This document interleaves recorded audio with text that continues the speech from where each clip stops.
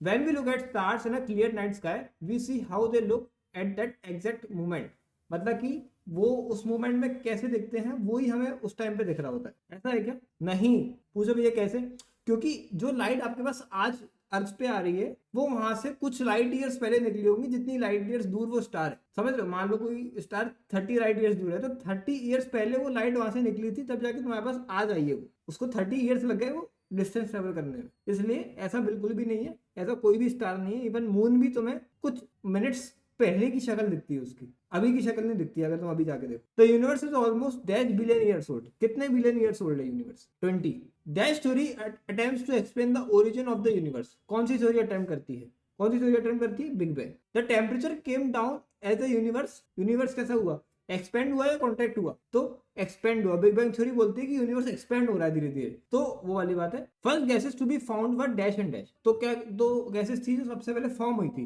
तो सबसे basic element कौन से हैं हमारे? सबसे पहले हाइड्रोजन और हीलियम है, तो वही फॉर्म हुए थे। अर्थ was form dash years ago. कितने ईयर्स पहले अर्थ बनी थी? तो 4.5 बिलियन या मिलियन, तो याद रखेंगे बिलियन यहां पर आएगा। विच 4 gases covered the early earth surface. तो कौन सी 4 गैसेस थी? तो सबसे पहले तो H2, हाँ अपना पानी, दूसरा CH4, फिर CO2 और NH3। बेसिक गैसेस हैं, बेसिक अपने मॉलिक्यूल से बनी हुई है। Dash rays from sun broke up water into H2 and O2। कौन सी रेस? UV radiations. Life appeared dash years ago. कितने साल पहले लाइफ आई थी अर्थ पे? 4 बिलियन। सोचो। अर्ली लैटिन या Greek thinkers thought units of life called dash. This idea was named dash. Early कौन से? Greek thinkers. Units of life को क्या बोला तुमने? स्पोर्स बोला था। दिस आइडिया वाज नेम्ड क्या? Panspermia. No one believes in panspermia theory. कोई अभी बिलीव नहीं करता। पुरानी थ्योरी है ना, आप क्यों बिलीव करेंगे? Answer is false. अभी भी कुछ लोग हैं और कुछ अकलमंद लोग जो साइंटिस्ट हैं वो भी इसमें बिलीव करते हैं कि पैंसपर्मिया थ्योरी सही हो सकती है। ठीक है, तो कुछ एस्ट्रोनॉमर्स का ऐसा इनिशिएटिव में लिखा गया कि एस्ट्रोनॉमर्स का फेवरेट आइडिया है, एस्ट्रोनॉमर्स अभी भी मानते हैं। What was the theory of spontaneous regeneration? क्या थ्योरी है स्पॉन्टेनियस रीजनरेशन की लाइफ जो है it came out of decaying in rotting material like mud या स्ट्रॉ जो होता है, जो गन्ना तुमने देखा होगा, ठीक है, तो वो सब में से कुछ सड़ा सा चीजों में से लाइफ निकली है, ऐसा लोगों ने सोचा। That demonstrated that life comes only from pre-existing life। कौन ने डेमोन्स्ट्रेट किया? लुइस पास्चर जी ने। That this with spontaneous regeneration theory। कौन साहब ने? अगेन लुइस पास्चर जी ने। Dash and Dash propose that first form of life could have come from non-living organic molecules। तो ये बड़ी ही एक विचित्र बात लोगों ने बोली कि नॉन लिविंग से लिविंग बना हुआ, जो पहले लोग मानने को तैयार नहीं थे कि ऐसा भी हो सकता है, लेकिन अल्टीमेटली मानना पड़ा। जब हम बायोकेमिस्ट्री पढ़ी, जब हमने साइंटिस्ट ने तरक्की करी, तो हमें समझ में आया कि हम भी नॉन लिविंग से ही बने हैं कहीं ना कहीं। ठीक है, और लिविंग नॉन लिविंग में बहुत माइनर सा फर्क है। कौन ने प्रपोज किया? ओपेरेन और Haldane. Oparin country was dash and Haldane country was dash. तो ओपेरेन की कंट्री क्या थी?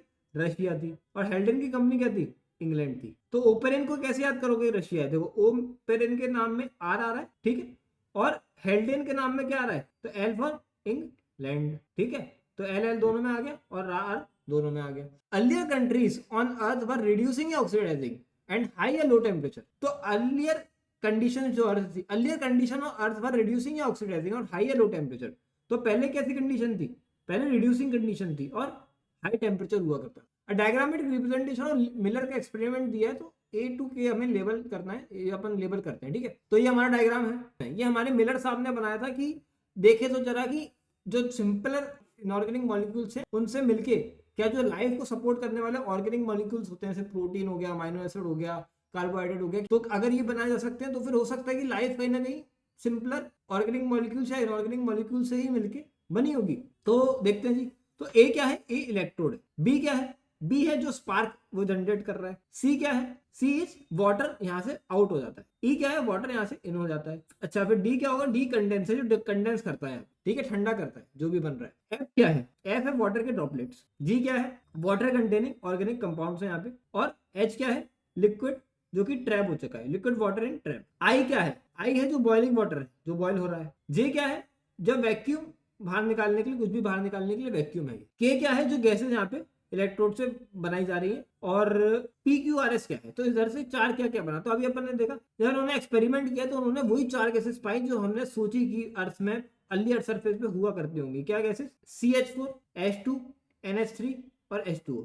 इन चारों गैसेस को उन्होंने क्या किया? इन्होंने जहां पे डाला और इनके साथ इलेक्ट्रोड को डाला और स्पार्क जनरेट किया, और उन्होंने सोचा कि क्या इन चारों गैसेस को अगर मैं कुछ स्पार्किंग इन्वायरमेंट में ले जा करके अगर मैं ऐसा करता हूँ तो क्या हमारे ग्लूकोज अमाइनो एसिड क्या ये चीजें बनती हैं? अगर ये चीजें बनती हैं तो फिर ये चीजें उस टाइम पे भी अर्थ में बनी होंगी, क्योंकि उस टाइम पे भी ये 4 गैसेस तो हुआ करती थी, है कि नहीं? तो उन्होंने पाया कि हाँ ये चीजें बनती हैं, जो कॉम्प्लेक्स ऑर्गेनिक कंपाउंड्स हैं वो भी कहीं ना कहीं चारों एलिमेंट से बने, और वो बने मतलब कि न्यूक्लिक एसिड हो गया, अमाइनो एसिड हो गया, ग्लूकोज हो गया, ये चीजें बनी जो कि यहाँ पे तुम्हें इस जगह ब्रॉथ में मिली। तो ये बड़ा ही एक विचित्र चीज हुई, और यहाँ से एक प्रूफ आया धीरे धीरे कि शायद अर्थ के उस समय में मतलब नॉन लिविंग मॉलिक्यूल से ही लिविंग थिंग बनी। तो Miller was an American English या रशियन साइंटिस्ट। तो मिलर कौन थे? अमेरिकन थे। तो मिलर से अमेरिकन कैसे याद रखेंगे कि ए अमेरिकन, तो ए में क्या है? मिलर, एम आर, ठीक है। चलिए, the 4 gases Miller use in experiment work, क्या कौन सी 4 गैसेस थी? तो अभी अपन ने देखा CH4, H2, NH3 और H2। In year dash Miller created electrical discharge at temperature, कौन से ईयर में? तो 1953 में उन्होंने बनाया था। और कौन से टेम्परेचर पे? 800 डिग्री टेम्परेचर। नीट में आया सवाल है, नीट 2018 का सवाल है। He observe formation of fat, sugar या अमाइनो एसिड। किसका फॉर्मेशन देखा उन्होंने? तो अमाइनो एसिड का फॉर्मेशन देखा। Analysis of meteorites reveal similar compounds indicating the similar process are occurring elsewhere in space. ऐसा है क्या? कितनी बड़ी बात है, कितनी गजब की बात है कि ये सही है कि कहीं ना कहीं और भी आउटर स्पेस में भी ये चीजें चल रही हैं, अमाइनो एसिड्स बन रहे हैं वहां पर शायद इतनी कॉम्प्लेक्स फॉर्म ऑफ लाइफ नहीं आई होगी, बैक्टीरिया नहीं बना होगा, लेकिन कुछ ना कुछ वहां पर भी चल रहा है। First non seller form of life originated dash billion years ago. कितने बिलियन? तो ये इंपॉर्टेंट एनसीईआरटी का डाटा है, 3 billion. Non seller life form का मतलब क्या है भैया? मतलब कि जाइंट मॉलिक्यूल, जैसे कि आरएनए हो गया अपना, प्रोटीन हो गया, पॉलीसेकेराइड हो गए, ये भी बन जाना एक बहुत बड़ी बात है। क्या ये बन गए थे क्या? तो ये बन गए थे 3 बिलियन ईयर्स अगो पहले, क्योंकि अल्टीमेटली इन्हीं से तो कहीं ना कहीं फिर आगे लाइफ बनेगी। First cellular form of life did not possibly originate till about dash billion years ago, तो till about 2 billion years ago. According to religious belief the earth is about dash years old. तो कितने year old है? 4000 बस। Charles Darwin ship name boss, ये एम्स से पूछा गया था एक बार सवाल, और इसका नाम है HMS beagle. Any population has built-in variation in characteristics. Answer is true. At which level of grouping does evolution occur? तो evolution का इंडिविजुअल लेवल पे हो जाता है क्या?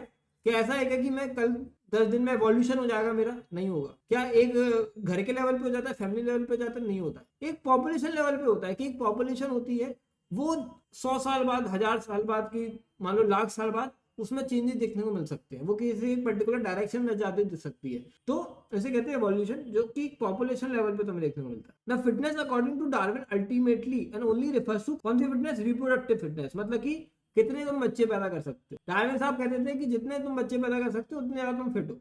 तो तुम देख लो तुम्हारे हिसाब से तुम्हें क्या पसंद आ रहा है। Dash a naturalist worked on dash came to similar conclusion as Darwin. कौन थे जी नेचुरलिस्ट? कौन थे? अल्फ्रेड वालेस, ठीक है, जिन्होंने किसके ऊपर काम किया था? मले आर्किपेलागो में उन्होंने काम किया था। उन्होंने भी डार्विन जैसी कंक्लूजन पे आए कि किसी भी ऑर्गेनिज्म में उसकी फिटनेस इसी चीज से नापी जाएगी कि वो उसकी रिप्रोडक्टिव फिटनेस कैसी है, मतलब उसकी प्रोजेनिस कितनी है ultimately. The geological history of earth closely correlate with the biological history of earth. ऐसा है क्या? बिल्कुल सही बात। A study of fossil in different igneous layers indicate the geological period in which they existed. ऐसा है क्या? Answer is false.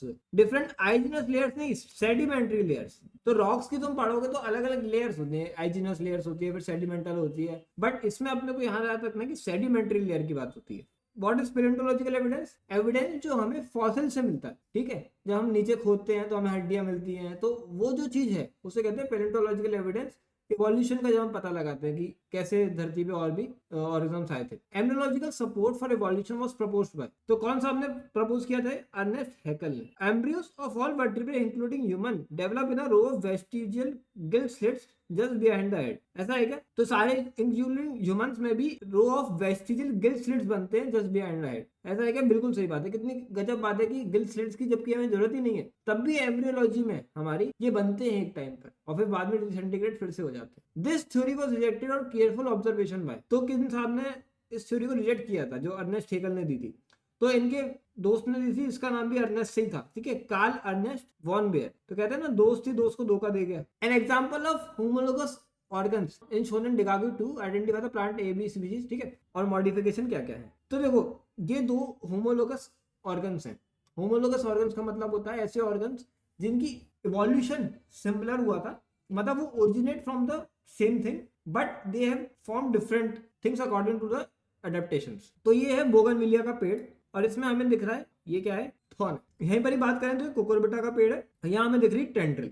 Ernest Baer noted that embryos pass through the adult stage of primitive animals. तो जो अपने Karl साहब थे उन्होंने क्या नोटिस किया कि एम्ब्रियोस पास होना adult stage of the primitive organisms. ऐसा है क्या? फॉल्स, ऐसा नहीं है। ये चीज तो नोटिस उसने करी थी, हेकल साहब थे, उनने सोचा था कि ऐसा होता होगा, लेकिन ऐसा नहीं होता है। ऐसा नहीं होता कि पहले तुम फिश बनते हो माँ के पेट के अंदर, फिर तुम फ्रॉग बनते हो और फिर तुम पंछी बनते हो और फिर तुम जो है ना इंसान बनते हो, ऐसा नहीं होता। एग्जाम्पल ऑफ डाइवर्जेंट इवोल्यूशन, तो डाइवर्जेंट इवोल्यूशन के एग्जाम्पल क्या है? जैसे कि वेल्स हो गए, बैट हो गया, चीता हो गया, ह्यूमन हो गया, इनकी जो pattern of bones and forelimbs है, ठीक है, वो सेम है अपना और इन चारों लोगों का। पैटर्न ऑफ बोन्स का जो पैटर्न है, उनके पास भी क्या होता है, रेडियस अल्ना ह्यूमरस होती है, इन अपने पास भी रेडियस अल्ना ह्यूमरस होती है। यहीं पे बात करें कि वर्टिब्रेट्स के जो हार्ट्स होते हैं और जो ब्रेन होते हैं, तो ये सब में मिलता है, सारे वर्टिब्रेट्स में मिलता है। तो कहीं ना कहीं वो सेम ओरिजिनेट हुए हैं सेम चीज से। सिमिलरली मैंने आपको बताया thorns of bougainvillea, tendrils of Cucurbita, ये भी होमोलोगस है। एग्जांपल ऑफ कन्वर्जेंट इवोल्यूशन क्या होगा? कन्वर्ज हो रहा है मतलब कि अलग अलग जगह से ओरिजिनेट हुआ है, बट ड्यू टू अडेप्टेशन उसको भी पंछी बनना था, इसको भी पंछी बनना था, दोनों के पंख निकल आए, लेकिन उनका जो इवोल्यूशन हुआ, जो ओरिजिन हुआ था, वो डिफरेंट था। तो उसका एग्जांपल क्या हो सकता है? उसका हो सकता है wings of butterfly and wings of birds. तो बटरफ्लाई और बर्ड्स दोनों बहुत डिफरेंट है। बटरफ्लाई तो नॉन कॉर्डेट, आर्थ्रोपोडा में आता है, बर्ड्स इज अ कॉर्डेट, ठीक है, मैमेलिया में आता है। तो दोनों बहुत डिफरेंट थे, बट दोनों ने एक ही नहीं सोचा कि मैं उड़ूंगा। तो इसका एग्जांपल क्या हो सकता है? Wings of butterfly and wings of bird मैंने बताया, eye of octopus and eye of mammalia. अब दोनों को देखना था, लेकिन उनकी जो आई है उसको कोई रिलेशन नहीं है पास्ट का, वो बाद में बना। Flippers of penguin and flippers of dolphin, ये हो गया अपना। स्वीट पोटैटो हो गया एंड पोटैटो हो गया सिंपल। तो स्वीट पोटैटो और पोटैटो हमें लगता है यार ये दोनों भाई भाई होंगे, नहीं, ये दूर के रिश्तेदार भी नहीं है। ये चांस की बात है कि ये बस जो है फूड स्टोर करने लगे, क्योंकि जो स्वीट पोटैटो होता है वो क्या है, रूट का मॉडिफिकेशन है, और पोटैटो क्या है, stem modification. Analogous structure are result of convergent evolution. ऐसा है क्या? बिल्कुल। होमोलॉजी इंडिकेट कॉमन एंसेस्टरी, ऐसा होता है क्या? बिल्कुल सही बात। देखो अगर आपका होमोलॉजी है, इसका मतलब आपका जो एंसेस्टर हुआ होगा वो कॉमन था, ठीक है। मेरा चीते का, डॉल्फिन का एंसेस्टर कॉमन था, एक हमारे पर दादाजी थे, फिर उन दादाजी ने किसी को पैदा किया, उन दादाजी ने किसी को पैदा किया, वो जिसको पैदा किया वो धीरे धीरे चीता बन गया, और इधर पैदा किया वो धीरे धीरे after billions of years of evolution मैं बन गया। लेकिन अगर हम बात करें कि भैया wings of butterfly, wings of birds, तो उनके दादाजी तो बहुत ही पहले कभी कॉमन थे, मतलब उसका तो कोई रिलेशन ही नहीं है, वो बहुत दूर की बात हो गई। उसकी वजह से विंग्स नहीं बने दोनों के साथ, वो विंग्स ऐसे बने कि वो कहीं से आ रहे थे, ठीक है, उनके दोनों के लीनेज ऐसे चल रही थी। अब उन्होंने क्या किया, एक ने सोचा कि चलो अब मैं उड़ के देखती हूँ, ठीक है, और इसने भी सोचा चलो मेरे एक तो जमीन पे चलने वाला हो गया, एक उड़ने वाला हो गया, एक तैरने वाला हो गया, तो चलो उड़ने वाला, तो दोनों को साथ में पकड़ लिया अपन ने, ठीक है। तो चांस की बात है दोनों मिल लिए। No variant is completely wiped out, ऐसा होता है क्या? बिल्कुल। Before industrialisation more white and dark wing moth were on trees.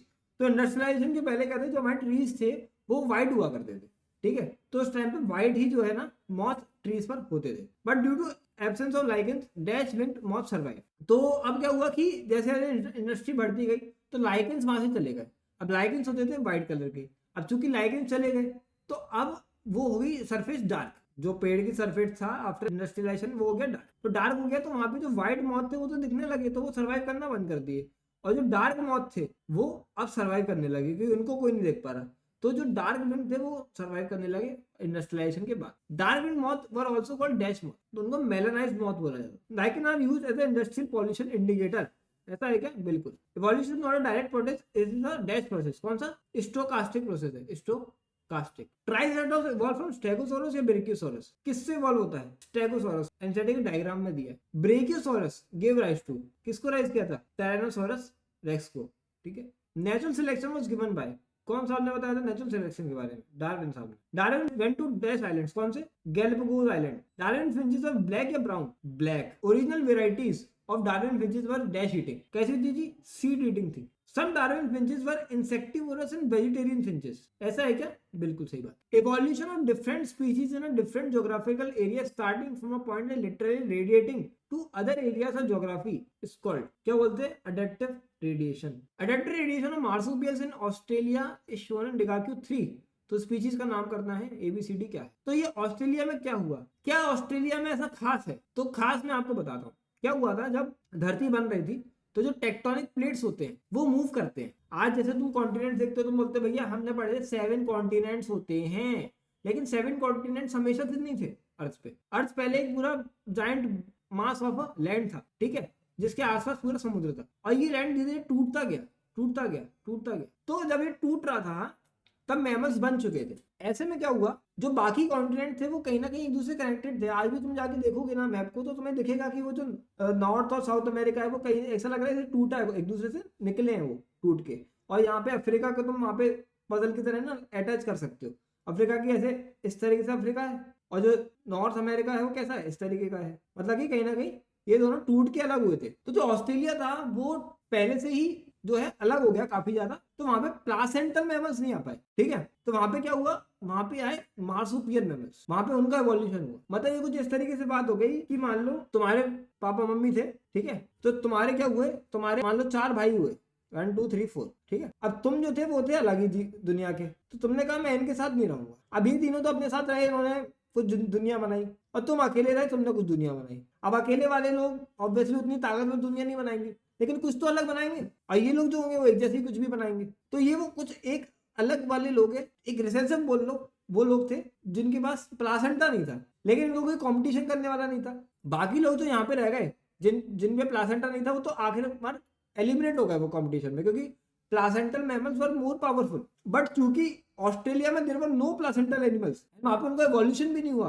तो वहां पे marsupial mammals have taken the call, और वो वहां पे पावरफुल हुए, नॉट इन द सेंस कि उनमें कुछ पावर आ गई, अब उनका कोई कॉम्पिटिशन ही नहीं था, तो वो वहां पे खूब फले फूले, और उन्हें अलग अलग तरह की प्रजातियां बनाई जो मैमल्स जैसी दिखती हैं, क्योंकि अल्टीमेटली वो मैमल्स ही थे, बट उनके पास प्लासेंटा नहीं था, तो थोड़ी सी अलग भी है। तो यहाँ पर अपन देखें तो ए क्या है, ये है तस्मानियन वॉल्फ, बी क्या है हमारा टाइगर कैट, सी क्या है बैंडेड एंटीटर, डी क्या है मार्सुपियल रैट है, ई क्या है कंगारू है हमारे, एफ क्या है वॉम्बैट, जी क्या है बैंडिकूट, एच कोला, आई क्या है मार्सुपियल मोल, जे क्या है शुगर ग्लाइडर। तो इस तरीके से यहाँ पे अलग अलग जो है ऑरिज्म बने, जो कि कुछ कुछ जो है प्रजातियां वो तो तुम्हें प्लासेंटल मैमल में मिलेंगी और कुछ नहीं भी मिलेंगी। तो आगे अपन कंपेयर करते हैं डिगाकी 4 में। तो जैसे यहाँ पे क्या एक तरह से कन्वर्जेंट इवोल्यूशन हो रहा है, कि क्योंकि नीशेस तो सेम है, कोई को जो है नाली में रहना है, कोई को हवा में उड़ना है, कोई को कुछ करना है, कोई कुछ करना है, तो नीशेस तो सेम है। तो अल्टीमेटली उन्होंने बनाया वही चीज,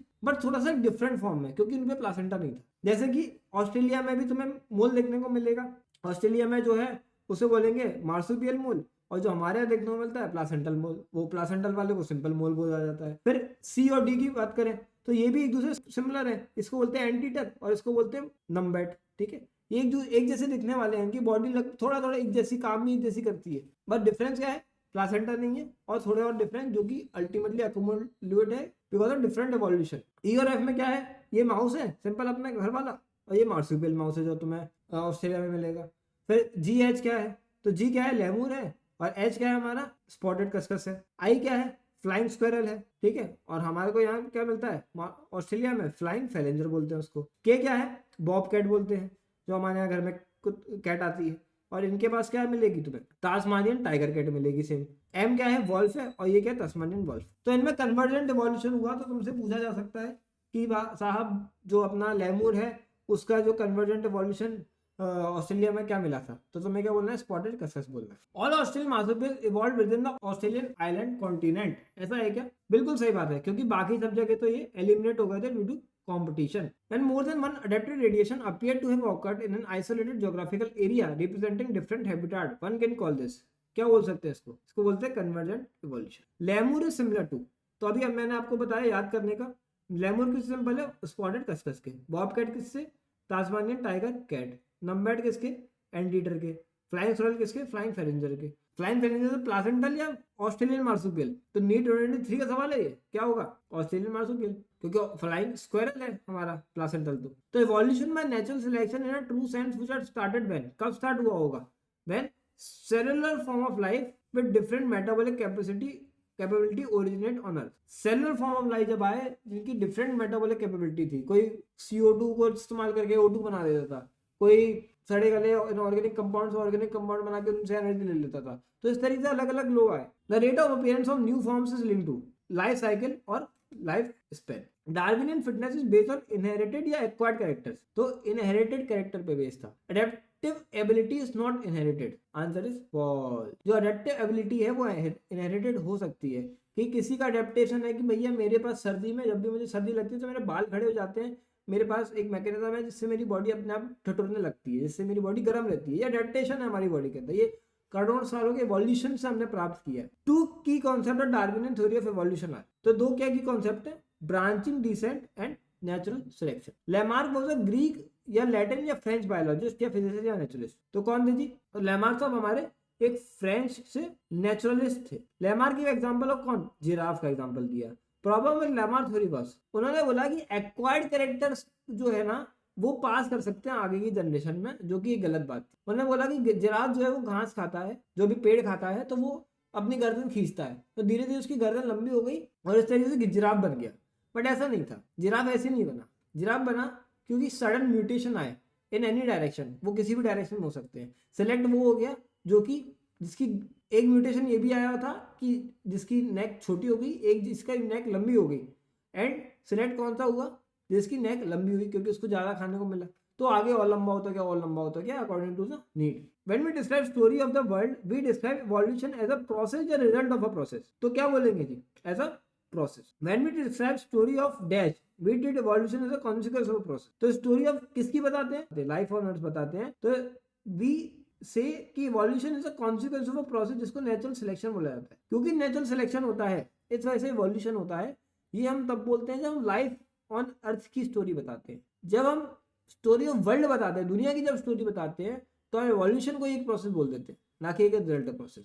तो ये पता होना चाहिए, एनसीईआरटी में दिया हुआ है। Work on dash on population may have influence Darwin, work on Thomas Malthus on population may have influence Darwin. Dash work on dash brought the idea of mutation, कौन का वर्क, ह्यूगो de Vries ये थे, उनने evening primrose पे work किया था, जिसको नाम है ओइनोथेरा लेमार्कियाना बोलते हैं। Darwin variation were small and large, directional और डायरेक्शनलेस। तो कैसे थे डार्विन साहब के वेरिएशन, तो उनके वेरिएशन थे स्मॉल और डायरेक्शनल थे, जबकि जो हमारे जो डिवरीज साहब थे उनके कैसे थे, डिवरीज साहब के कैसे थे, उन्होंने बोला कि भैया जो म्यूटेशन होते हैं लार्ज होते हैं और डायरेक्शन लेस होते हैं, कहीं पे भी जा सकते हैं, वो कुछ भी हो सकता है। De Vries believe mutation cause dash and hence it is called dash. De Vries साहब ने बोला कि म्यूटेशन कॉज स्पीसीएशन, नए स्पीसीज का बनना म्यूटेशन की वजह से होता है, एंड हेंस कॉल्ड इट क्या, हेंस उसको क्या बोलता, साल्टेशन बोला। साल्टेशन मतलब कि एक जगह से दूसरी जगह जंप करना। तो ऐसा नहीं था कि इवोल्यूशन ऐसे सिंपल प्रोसेस है कि ना पहले पोरीफेरा बना, फिर सीलेंटेटा बना, फिर प्लेटिनम, ऐसा कुछ नहीं है। It is a directionless mutation. एक बंदा बना,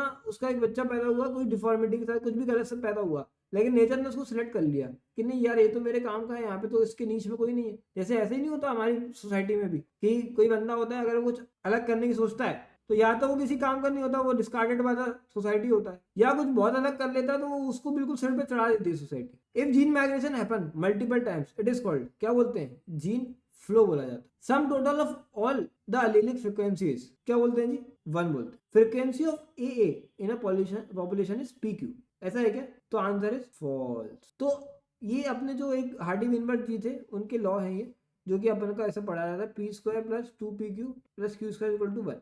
इसमें कई बार p की जगह a यूज कर लिया जाता है, ठीक है, या ऐसा बोल दो कि जो p होता है वो बड़े डोमिनेंट एलील की फ्रीक्वेंसी है, और जो 2pq है ये a इसकी कितनी है, ये इसकी है, ये इसकी है, और ये a होता है वो q² की होती है, कि q² कितना फ्रिक्वेंटली ऑकर हो रहा है, मतलब a कितना फ्रिक्वेंटली ऑकर हो रहा है वो q² के बराबर है, और ये कैपिटल स्मॉल कितना फ्रिक्वेंटली ऑकर हो रहा है वो 2pq के बराबर है, और ये कितना हो रहा है वो इसके बराबर है। तो frequency of A in a population PQ नहीं होती तो 2pq होती है यार।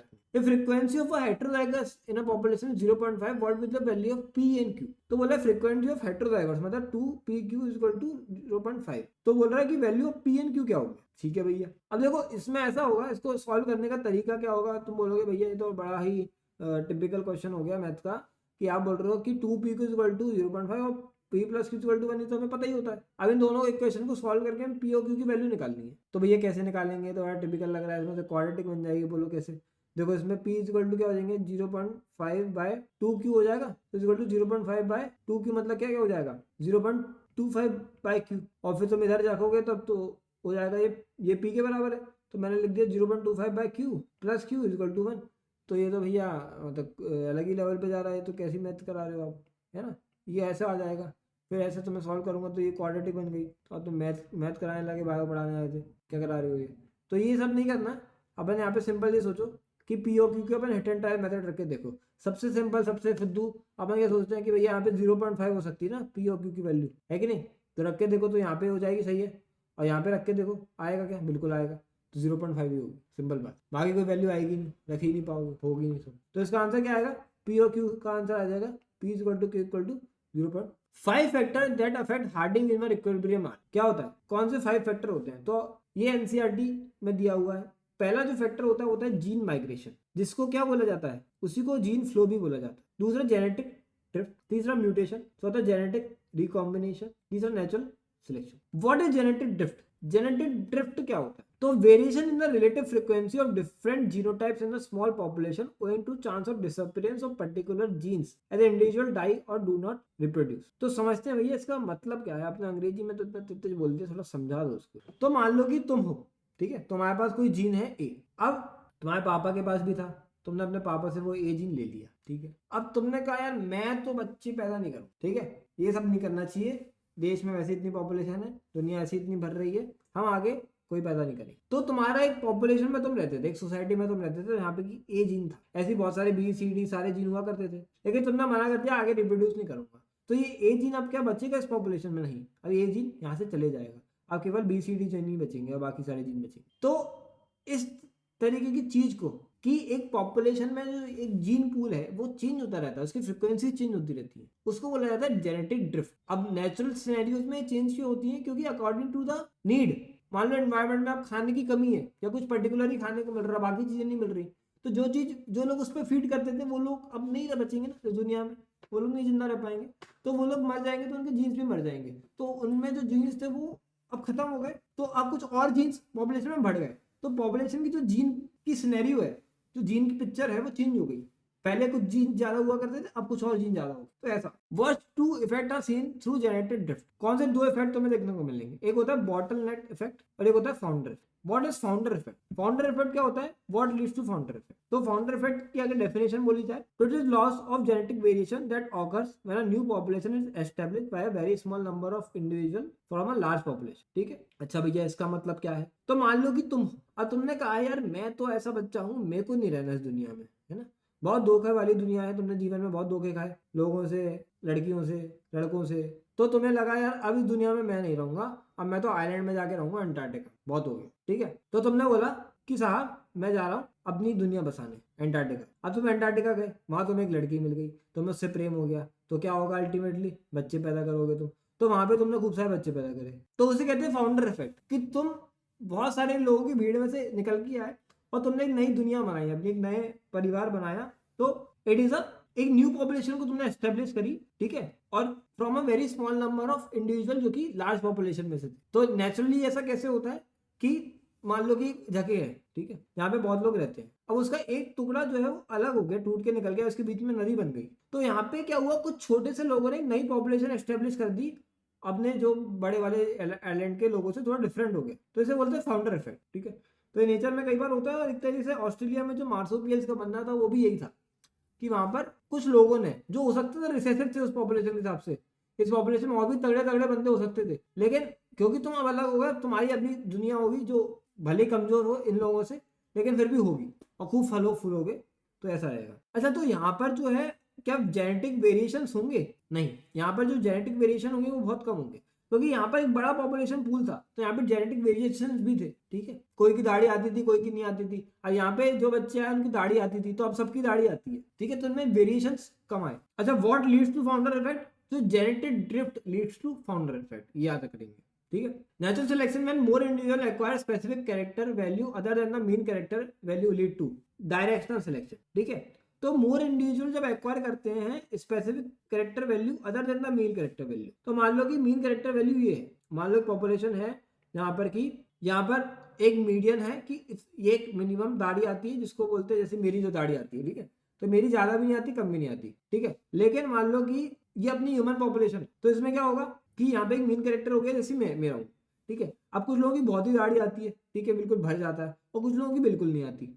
अब मान लो कि population is shifting from a mean to a इधर इस साइड थोड़ा सा, इट इज शिफ्टिंग टू, क्या बोलते हैं, acquire specific character value other than the mean character value. एक स्पेसिफिक कैरेक्टर वैल्यू अक्वायर कर रही है population other than the mean, mean पे नहीं है पॉपुलेशन कि वहां पर तो भैया मेजोरिटी की दाढ़ी आती है, वो भी मोटी वाली आती है, तो उसे क्या बोलेंगे, डायरेक्शनल शिफ्ट हो रहा है, ठीक है, उसे क्या बोलेंगे, डायरेक्शनल शिफ्ट हो रहा है पॉपुलेशन के। नेचुरल सिलेक्शन में मोर individual acquire mean character value, it is called, इसको क्या बोलते हैं, जब more individual mean character value को एक्वायर कर रहा है। मान लो कि अभी सबकी दाढ़ी आती है बहुत सारी, कुछ लोगों की दाढ़ी नहीं आती, लेकिन अब मीन कैरेक्टर वैल्यू सब लोग एक्वायर करने लगे कि अब तो भैया सबकी ही छोटी छोटी दाढ़ी आती है, तो वो क्या हो गया, स्टेबलाइजेशन, कि भैया अब तो बहुत लोगों की, ज्यादा लोगों की छोटी छोटी दाढ़ी आती है, तो वो हो गया स्टेबलाइजेशन। अब क्या हुआ, नेचुरल सिलेक्शन में मोर individual acquire dash character value is called disruptive curve. जब नेचुरल सिलेक्शन, जब लोग पेरिफेरल कैरेक्टर्स को एक्वायर करते हैं, पेरिफेरल मतलब कि अब भाई साहब ऐसा हो गया कि अब किसी पॉपुलेशन में या तो दाढ़ी आएगी नहीं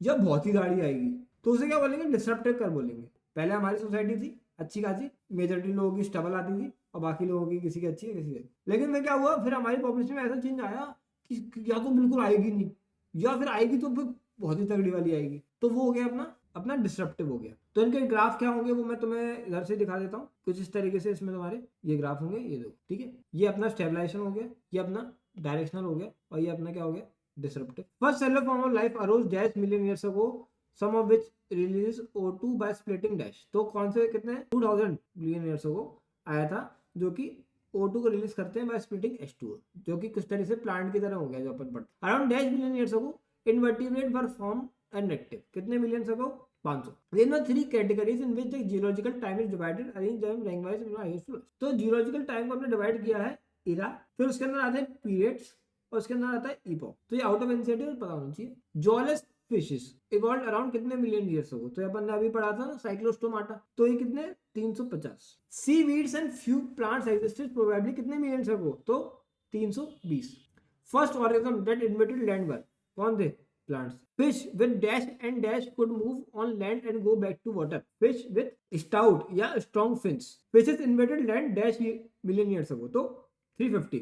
In dash year dash is one cotton country dash is thought to be extinct। तो कौन से साल में, 1938 में। कौन सी फिश थी, सीला कैन थी, जो कि साउथ अफ्रीका के तट पे मिली, और वहां पर लोगों ने उसको देखा तो लोगों ने कहा अरे भाई साहब ये क्या है, सीला कैन मतलब लोफ फिन थी। Dash evolve into first amphibian, कौन इवॉल्व हुआ था, lobefin. Lobefin were ancestor of modern day dash and dash, तो किनके थे, modern day frog and celebrate. Amphibian evolve into reptiles, ऐसा है क्या, बिल्कुल सही बात है। तो हमने देखा कि फिश से जो है एम्फीबियन बना सबसे पहले, एम्फीबियन से बन गया अपना reptile. One reproductive advantage of reptiles over amphibian क्या है, कि रेप्टाइल जो होता है वो थिक शेल्ड एग ले करता है, ठीक है, जो कि सन में ड्राई नहीं होता जैसे कि एम्फीबियन का हो जाता था। तो एम्फीबियन की वजह से कम बच्चे पैदा होते थे, क्योंकि भैया बच्चे अब ड्राई हो गए तो अब तो मर गए वो।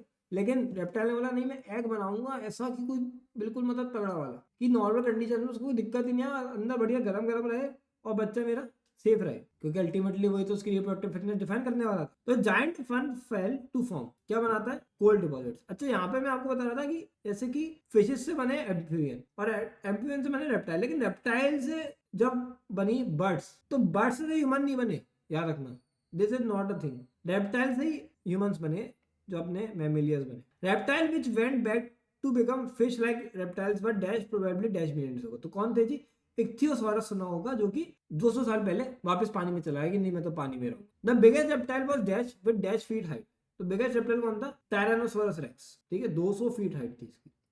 About dash million years ago, the dinosaur suddenly disappeared from the earth। तो कौन से मिलियन ईयर्स अगो, 65 मिलियन, याद रखना बहुत इंपॉर्टेंट है। Small size reptiles of dinosaur era still exist today, ऐसा है क्या, बिल्कुल। The first mammal were like, कैसे थे, श्रूज की तरह थे, अपन ऐसे श्रूज जो छोटे छोटे लोग थे। Due to continental drift North America fauna was overridden by South America fauna, ऐसा था क्या, हाँ भैया सुनने में तो सही लग रहा है, फॉल्स, उल्टा हो गया। साउथ अमेरिका फौना जो था that get overridden by North America का फौना। तो क्या हुआ, जब कॉन्टिनेंटल शिफ्ट हुआ तो ये दोनों कॉन्टिनेंट कनेक्ट हो गए, कनेक्ट हो गए तो यहाँ के लोग इधर आ गए, उनसे सोचा अबे यहाँ पे तो कोई कंपटीशन नहीं है, यहाँ पे खूब मजे कर सकते हैं अपन लोग, अरे चलो, तो वो चले गए।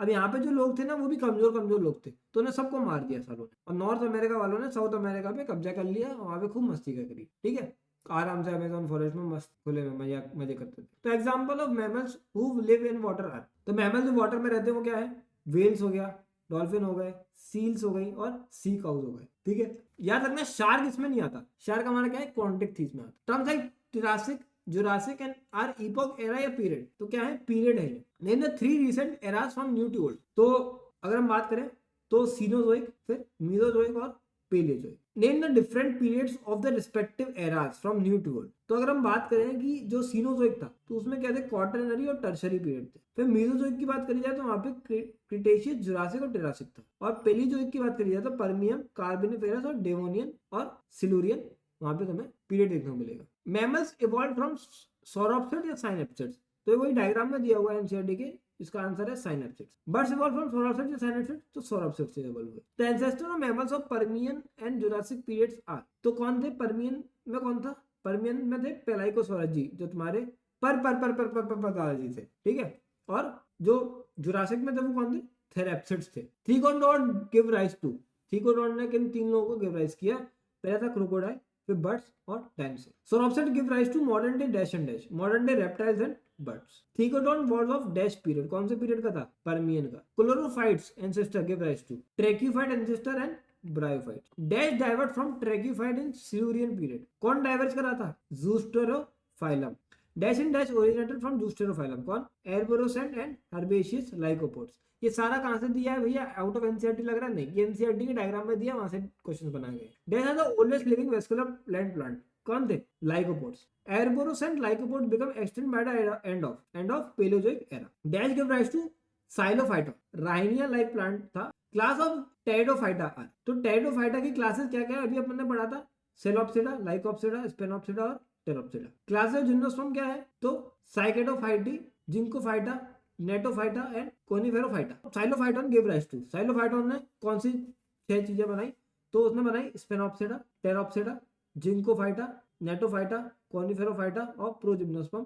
और सीड फर्न ने क्या बनाया, साइकोफाइटा और एंजियोस्पर्म। अब तुम बोलोगे भैया ये तो देखो, इसको चाहूं मैं आधे घंटे एक्सप्लेन करूं, लेकिन कोई मतलब नहीं है, नीट में पूछा नहीं जाता, इसलिए मैं आगे बस तुम्हें बता के छोड़ दिया है। जिसको जानना है वो आगे अपना सर्च कर सकता है, रिसर्च कर सकता है। About dash million years ago dryopithecus and ramapithecus were existing, कितने मिलियन ईयर्स अगो, ये इंपॉर्टेंट टॉपिक आ गया अपना, तो answer is 15।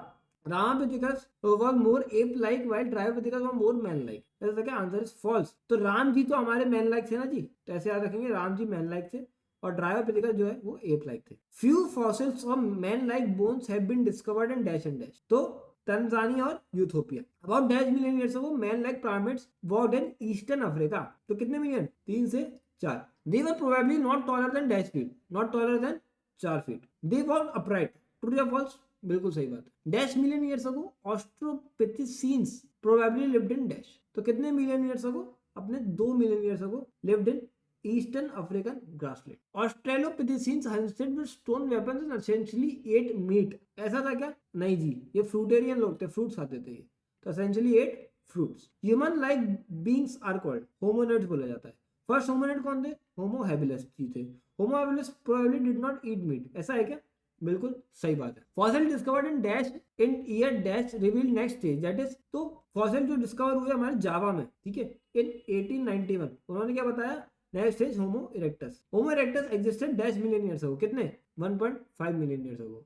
Dash and dash were hairy and walk like gorilla and chimpanzees, तो कौन थे, dryopithecus and ramapithecus. Homo erectus did not eat meat, meat नहीं खाते क्या भाई साहब, नहीं, फॉल्स, खाते थे मीट, खूब बढ़िया तल तल के खाते थे। Neanderthal man live near dash and dash between dash and dash years back, तो निएंडरथल जो मैन थे वो ईस्ट और सेंट्रल एशिया में रहते थे बिटवीन 1 लाख से लेके 40,000 years back. Dash first time use hides to protect their body and buried their dead, तो कौन थे जिन्होंने कुछ कपड़े पहनना चालू करे, जो मर जाते थे उनके, उनको वो बरी करते थे अंदर। निएंडरथल मैन थे, इतनी अकल आ गई थी बेचारे के अंदर। Cranial capacity of Homo habilis, Homo erectus and Neanderthal man are, तो क्या थे तीनों के, तो होमो हैबिलिस जो था उसकी थी 650 से लेके 800, इरेक्टस की थी 900 और निएंडरथल की थी कितनी, 1400। Homo sapien arose in, Homo sapien कब अरोज हुए थे, अफ्रीका में अरोज हुए थे। Ice age occurred between dash to dash years, तो आइस एज कब हुआ था, 75,000 से लेके 10,000 साल पहले। Prehistoric cave are developed around dash years, कितने, 15,000 साल पहले। One such cave painting by prehistoric movement can be seen at dash and dash in district of Madhya Pradesh, तो मध्य प्रदेश में देखें हम, तो वहां पे भीम बेटिका रॉक शेल्टर है, ठीक है, और रायसन है, रायसन के अंदर, तो वहां पर तुम्हें ये देखने को मिला pre historic cave paintings. Agriculture came around dash years अगो, कब आया था? 10,000 साल पहले ही आया एग्रीकल्चर, तो ज्यादा समय नहीं हुआ है। Tell the name of all the stage of human evolution, जो हमें 7 देखने को मिलते हैं। तो बहुत बार नीट में पूछा चुका है। ड्रायोपिथिकस पहले आया था, फिर रामापिथिकस आए थे, फिर ऑस्ट्रेलोपिथेसिन्स आया, फिर होमो हैबिलिस आया, फिर होमो इरेक्टस आया, फिर निएंडरथल मैन आ गया, फिर बोला होमो सेपियन आ गया। In early stage of earth oxygen combined with ammonia and methane to form water, CO2 and others. ऐसा है क्या? तो ये कुछ एडिशनल क्वेश्चंस मैं आपको करा रहा हूँ। आंसर इज बिल्कुल सही बात। Religious theory have 3 connotations which are, तो क्या है? All organism we see today were created as such. दूसरा, अर्थ 4000 साल पुरानी है। तीसरा, diversity was always the same since creation and will be same in the future. तो उनका कहना है कि भैया जितने जानवर आज हैं उतने ही पहले थे और अभी भी उतने ही रहेंगे, आगे भी कोई ज्यादा कम नहीं होता। Essence of Darwin theories, Darwin theory के एसेंस क्या था? मेन चीज क्या थी? नेचुरल सिलेक्शन उन्होंने इस दुनिया को सिखाया। Lemma said that evolution occur based on, किसके ऊपर? Based on use and disuse of organ. Lemma theory is still believe by people, ऐसा है क्या? नहीं, कोई बिलीव नहीं करता। ठीक है, आंसर इज फॉल्स, कोई बिलीव नहीं करता। The novelty of Darwin was, Darwin ने ऐसा क्या नया किया जो आज उसका नाम सबसे ज्यादा जाना जाता है, पॉपुलर है, इवोल्यूशन की बात करते हैं तो उन्होंने बोला कि the variation which are heritable and which make resource utilization better for few will enable them to reproduce, कि जो ऐसे वेरिएशंस होंगे जो हेरिटेबल हो सकते हैं और साथ ही में वो रिसोर्स यूटिलाइजेशन को बढ़ा रहे हैं, तो वो उस बंदे को रिप्रोडक्शन में भी हेल्प करेंगे, आगे जाके वो ज्यादा प्रोजेनी भी बनाएगा, इस वजह से that are good and that will go further and further. तो उन्होंने हेरिडिटरी के बारे में बताया कि भैया ऐसा है। तो रिकॉम्बिनेशन ऑकर ड्यूरिंग, कब होता है? गैमेटोजेनेसिस के टाइम पे। Dash were in dash mammals resembling today's horse, bear, hippopotamus, rabbit, etc. तो south America. Most scientist believe in, किसमें बिलीव करते हैं? केमिकल इवोल्यूशन में। विच theory was believe for the longest time, कौन सी? स्पॉन्टेनियस जनरेशन को लोग believe करते हैं। देखिए सड़े वाले चीज में से लाइफ उगाती है, ठीक है। Phenomena like dash and dash accentuate variation leading to speciation, ऐसा है क्या? तो कौन से दो phenomena? Habitat fragmentation and genetic drift. Homology is accounted by the idea of, कौन सी idea? Branching descent. Ratio of amount of CH4H2NH3 use in Miller experiment is, तो क्या है? 2:2:1, इसी ऑर्डर में है। Genetic equilibrium is maintained by random mating से। Skull of baby chimpanzee is more like adult chimpanzee skull than adult human skull. तो baby chimpanzee skull है वो मोर एडल्ट चिंपांजी रिजेंबल करता है देन एडल्ट ह्यूमन स्कल, ऐसा है क्या? Answer false, it resemble more adult human skull. ठीक है, मतलब एडल्ट चिंपांजी से ज्यादा वो एडल्ट की ह्यूमन की स्कल जैसे दिखता है, कौन सा? बेबी चिंपांजी का स्कल। तो ये अपने को समझ में आता है कि कितना ज्यादा चिंपांजी का भी रिलेशन ह्यूमंस के साथ।